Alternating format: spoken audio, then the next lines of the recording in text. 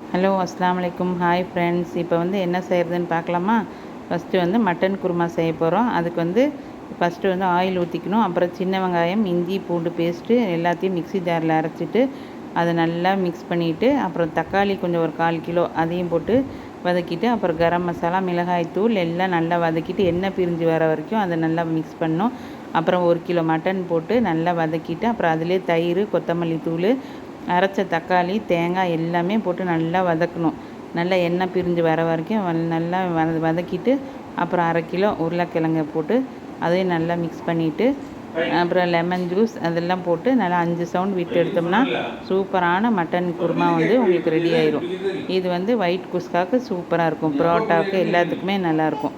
இப்போ என்ன செய்கிற ஃப்ரைடே ஸ்பெஷல்னு பார்க்கலாமா? சுட சுட ஜீரக சம்பா குஸ்கா, அப்புறம் குருமா, அப்புறம் மட்டன் சுக்கா, தயிர் பச்சடி, இது சிக்கன் கிரேவி, மாம்பழம் எல்லாமே இருக்குது. சாப்பிட வாங்க எல்லாரும். அஸ்ஸலாமு அலைக்கும்.